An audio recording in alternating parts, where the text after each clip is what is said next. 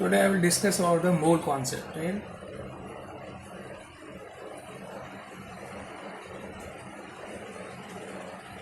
Mole concept, mole concept में जो important point है कि मोल होते क्या हैं, ठीक है ना। तो मोल कॉन्सेप्ट डिस्कस करेंगे, मोल कॉन्सेप्ट, और इसमें हम मोल्स जो है उसको एन से नोट करते हैं और उसका फॉर्मूला है W/m।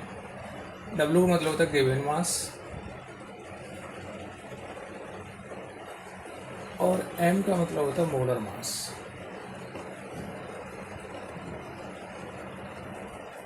ठीक है, किसी भी कंपाउंड्स का गिवन मास लेते हैं और उसको मोलर मास से डिवाइड कर देते हैं तो नंबर ऑफ मोल्स निकल आता है। जैसे अगर हम ये क्वेश्चंस लेते हैं कि 60 ग्राम सोडियम हाइड्रोक्साइड है, इसमें हमें number of moles find out करना है। Find out number of moles,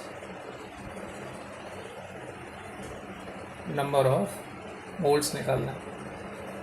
तो इसमें हमें क्या दे रखा है, वेट दे रखा है, तो हम निकालेंगे n = वेट कितना दे रखा है 60 ग्राम।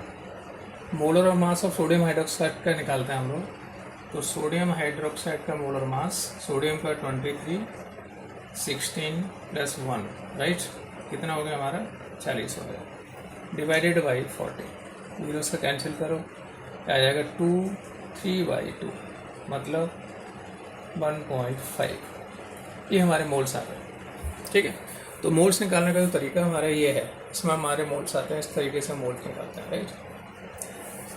दूसरा हमारा जो फॉर्मूला है मोल्स का, एक तो ये होगा कि weight of substance divide by given mass divide by molar mass, और दूसरा है हमारा क्वेश्चन इसमें और भी आता है। एक तो फॉर्मूला ये हुआ, दूसरा है क्या है कि कोई भी सब्सटेंस, जैसे अगर हम कोई लेते हैं, यहाँ पर हम उसका एटॉमिक नंबर लिखते हैं, यहाँ इसका एटॉमिक मास लिखते हैं। किसी भी एलिमेंट का जो एटॉमिक मास है